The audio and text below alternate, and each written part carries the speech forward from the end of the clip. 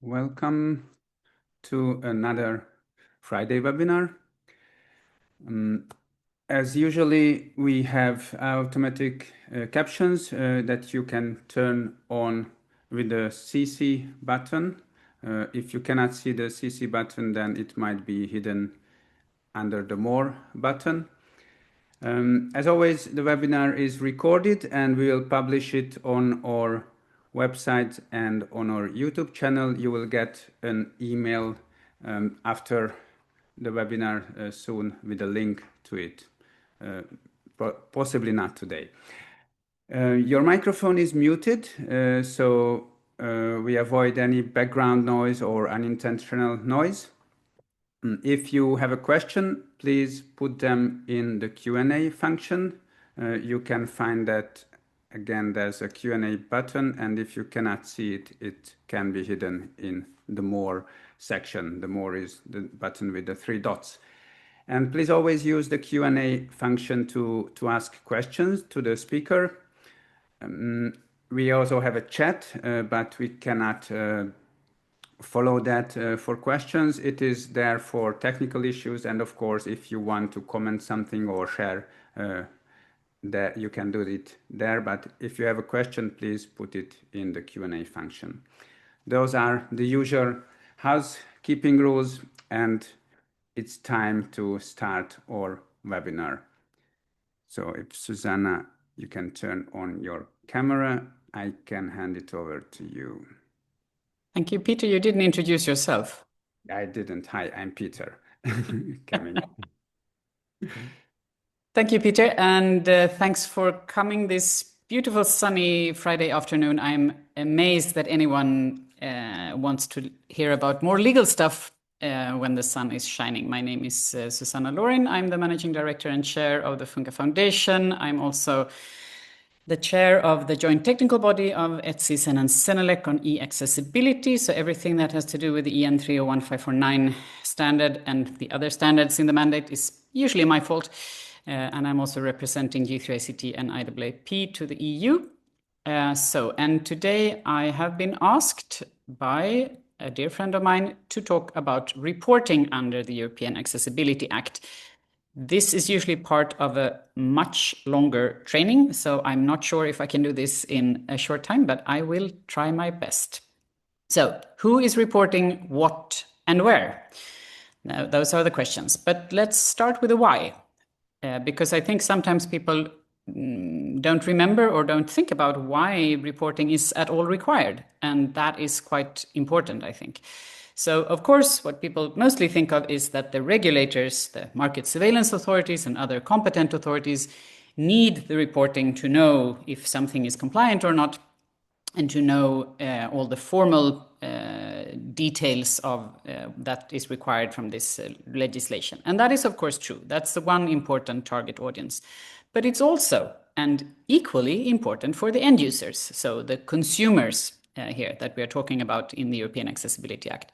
So the end users must have this reporting for instructions and information. And also it says in many places in the Act that the information needs to be written in not only in an accessible format, but also in a way that end users or consumers can understand.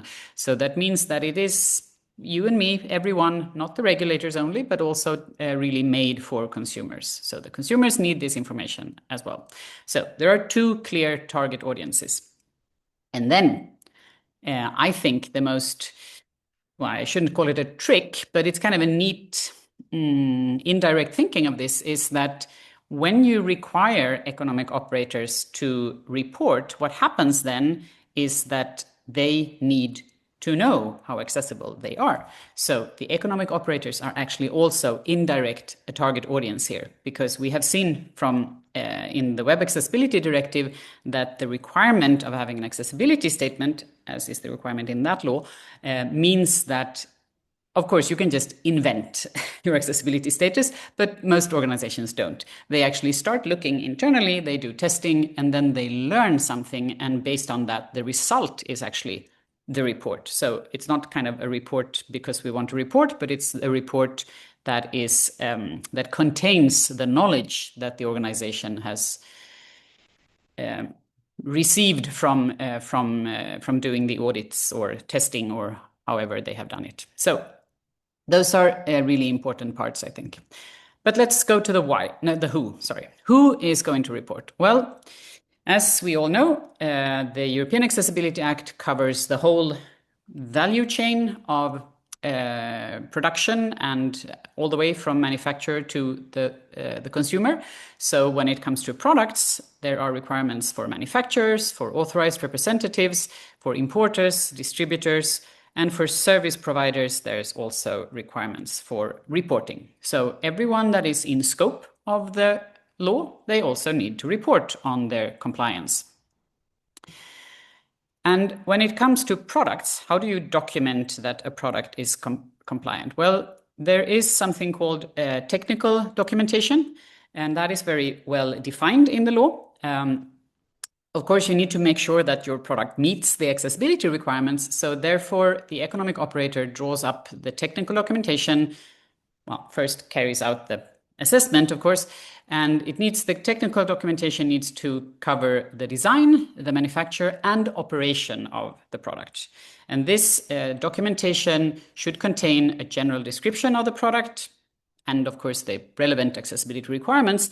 And you can either kind of point to the relevant harmonized standards, or, because the standards are voluntary, if you would like to meet the requirements of the law in another way, then you need to describe how that is been done.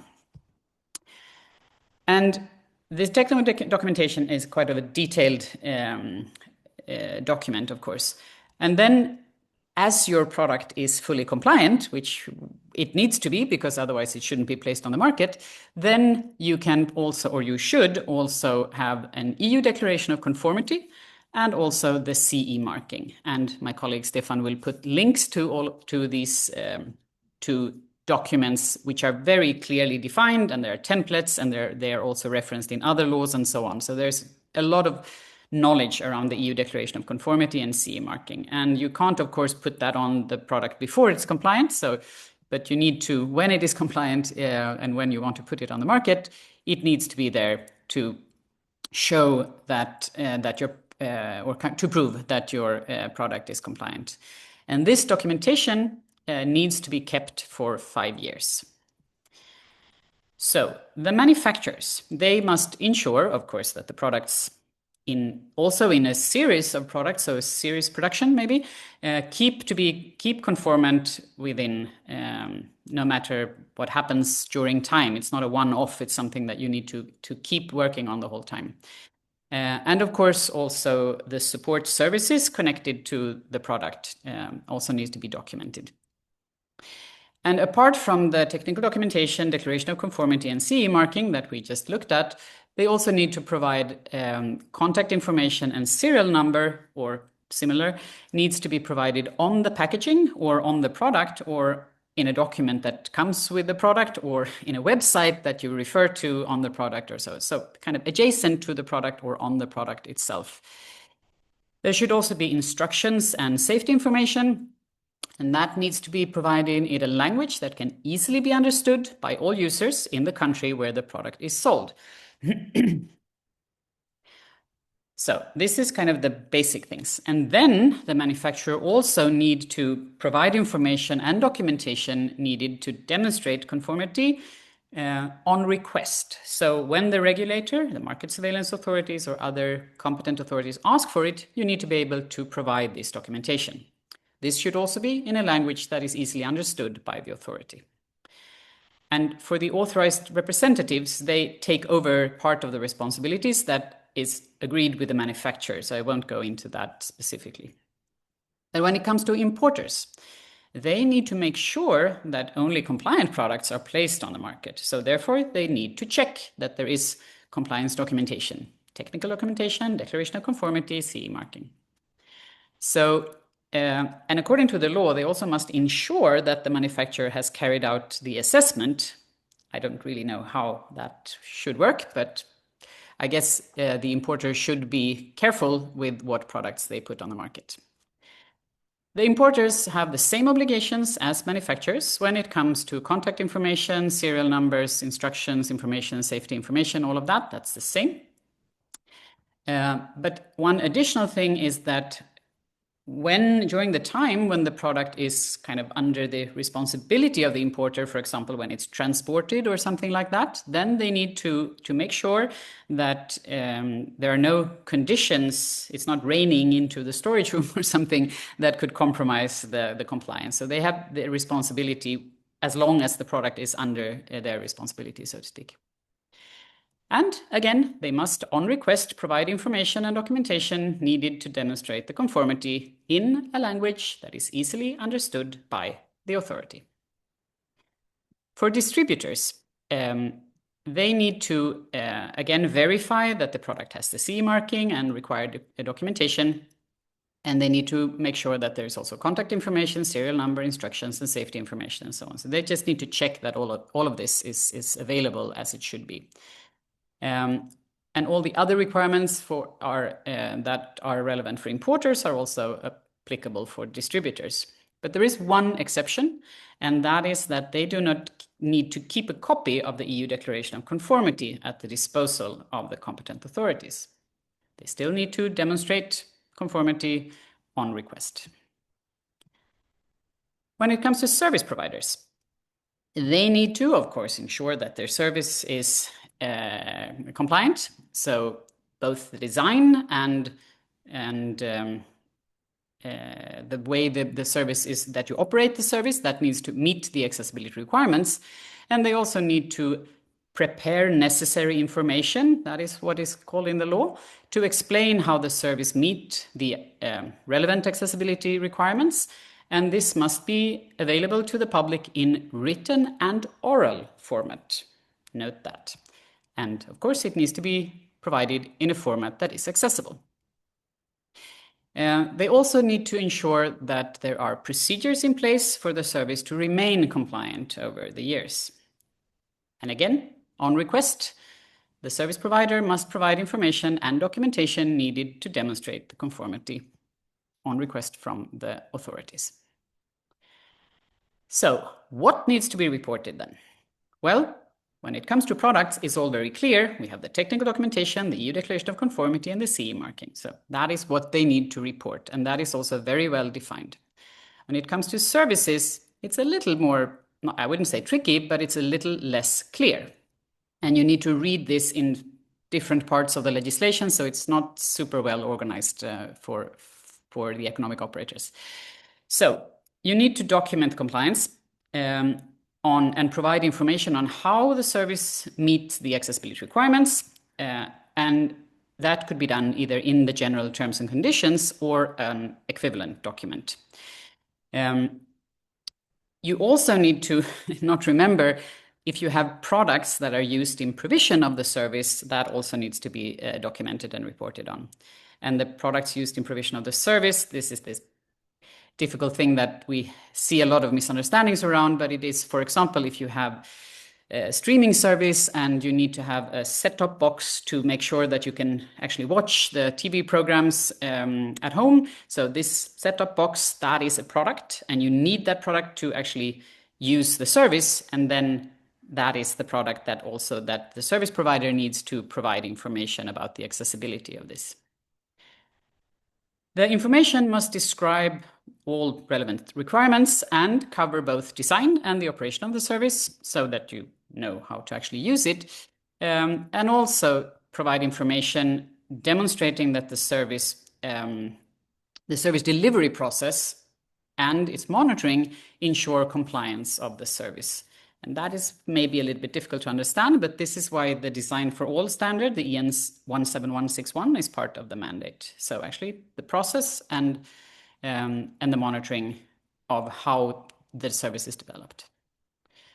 So don't forget the support services. You need to provide information on the accessibility of the service and what assistive technology it is compatible with. That is what the support service need to provide, of course, in accessible formats. And this also needs to be declared.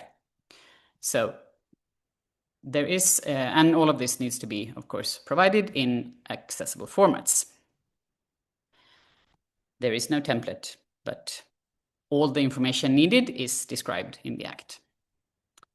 So where do you have to put this? Well, the reporting happens on products, either on the product, in the product documentation, or a website or app, or in a document, and on request. When it comes to services, in the general terms and conditions or a similar document or place, you also need to have information and instructions, and of course on request. And here really the specific thing is that you need to provide it in written and oral format.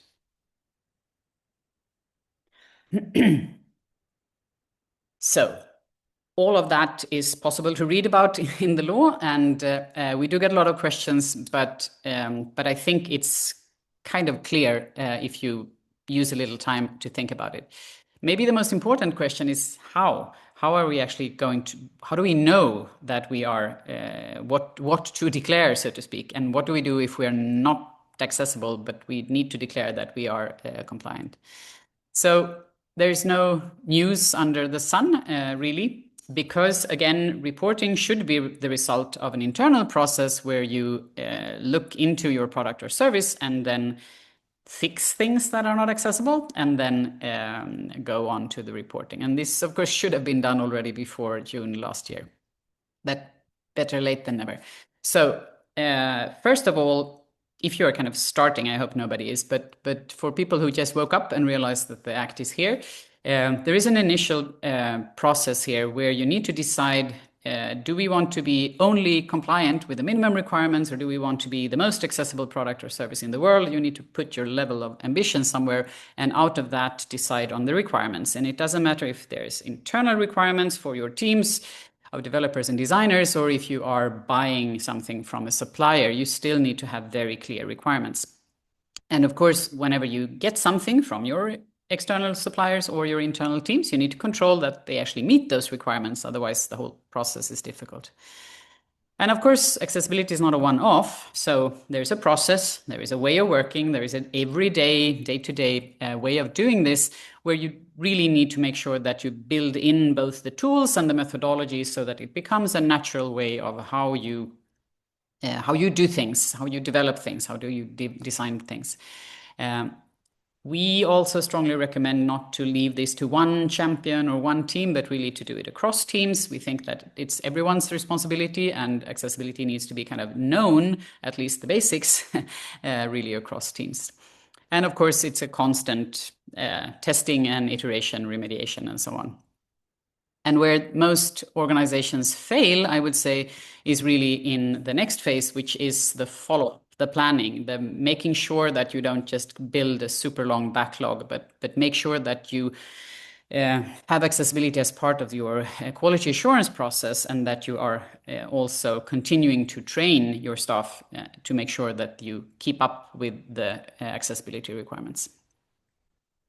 So, warning marketing, we do offer real trainings on this and not just super short descriptions. We do customized Accessibility Act, European Accessibility Act trainings, short, long, practical, theoretical, and with a lot of exercises. We do them also based on which sector you're in, if you would prefer that, and also role-based. So we have trainings specifically for developers, for designers, and for content managers. And soon we will also release the first self-paced training in our e-learning system that we are so proud of. So if you want to know more about reporting or any other aspect of the EAA, do reach out. And with that, I hope that we have questions. Do we have questions, Peter? Yes, we have quite some questions. Thank you for this very clear walkthrough. And first of all, about first question. You emphasize that documentation is also for end users. How can those reports or documents be made accessible and understandable to end users, not just for the competent authorities? Is the first question. So, I mean, first of all, of course, the basics, make sure that it's accessible for assistive technology and all of that, the technical parts. But since your website is already accessible, that shouldn't be a problem. But just write it in plain language. Make sure to not use kind of the EN 301549 criteria 9 point something. That's not relevant for anyone. Use ordinary words and try to use plain language, and you can make a summary that is more kind of end user relatable, and then have the more technical specifications separately or kind of indistinguishable from each other. If you have a feeling that we need to really explain this technical matter, that's fine, but just make sure that the users can also read what is relevant for them in a way that kind of the man in the street or woman in the street can understand. That would be my images is good. Always. Yeah. Thank you. And then another aspect, this oral format. The question is, service providers that need to provide information in oral format, do you mean an audio file, or is accessible text that could be read out by a screen reader is also good? Well, I wish I could say I mean, but I didn't write the law. So what did the legislator mean? And I can't get into, even if we are working closely, we cannot, it's only the Court of Justice that can interpret the legislation. So, but I think that it's not the idea here when it's written oral. I don't think that could possibly mean that it's just a screen reader can read it up, because in many places in the law, it's written that it should be for assistive technology and in different formats and so on. So there are other ways, kind of in the legal text, that those things are presented. So I'm quite sure that this means that somebody is actually talking. And then that leads me to thinking that this could be provided in the support services. And then there's an interesting thing here. AI chatbot, something talking to me that is not a human. Is that still oral? Well, let's see. Nobody has tried that yet legally, so I'm interested in that. But I would not consider it. But I don't think it is enough with just something that a screen reader can read. Yep.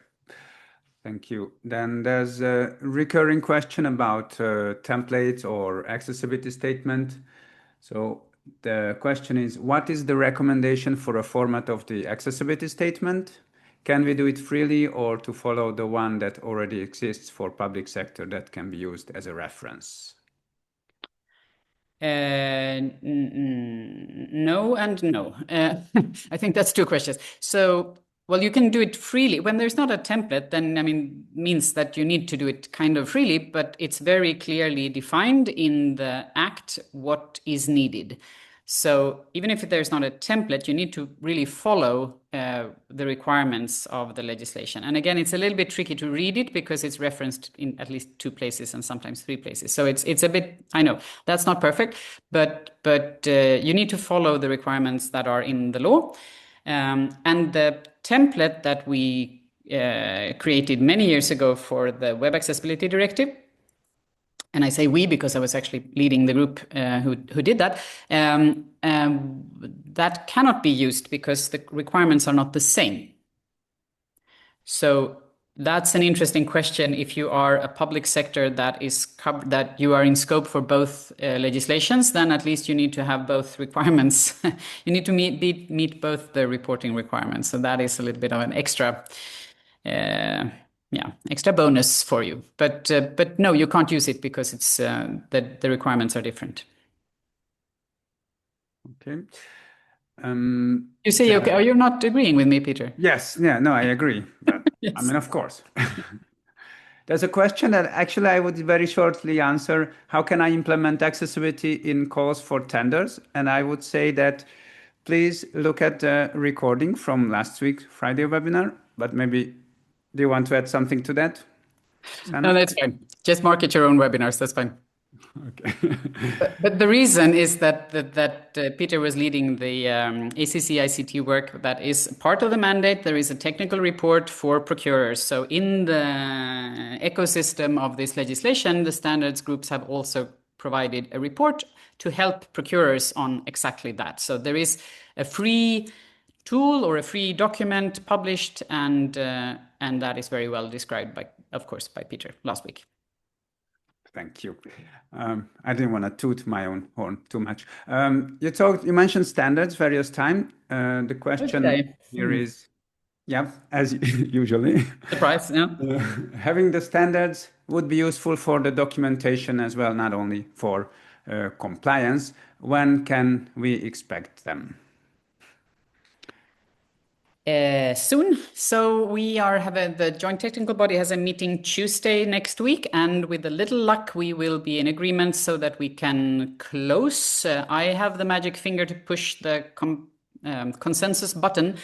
And I think we have a good chance of doing that. So then that means that then there is a lot of formalities and voting and different procedures in different levels, but we will kind of the standards body will send it off to the formalities happening, and then it will go until mid-July before the if everything goes well, that it's voted and kind of ready, then it will be sent to the European Commission, and there the Haas consultants will then hopefully like the standard and accept it, and then it will be published in the official journal. And it's only when it's published in the official journal, which we hope will happen in September, October, that it is actually the connection from the legislation to the presumed conformance of the standard that is actually happening.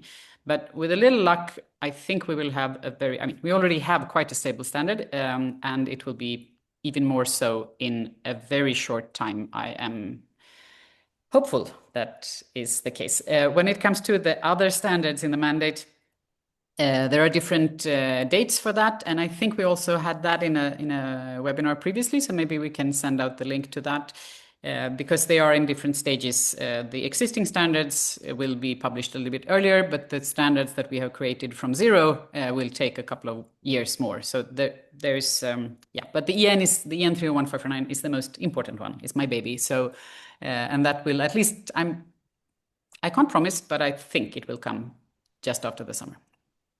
That sounds great. Another challenge in another question. In practice, there's a big challenge with all the documentation for market surveillance authorities. How can they, with just a small team, check this documentation? In my country, the lack of manpower and accessibility knowledge to check the documentation and accessibility compliance there is. So in my country, there is a lack of manpower. I don't know what country that is, but I think that many would say the same, that there's a lack of manpower and also of expertise. But I don't think that is the biggest issue. I mean, the documentation is important, but much more important is the actual accessibility of the products and services. So I hope that the market surveillance authorities are spending more time on the actual testing than reading documents, because the documents could be wrong. So, I mean, but yes, there is a general lack of expertise and boots on the ground. That is true.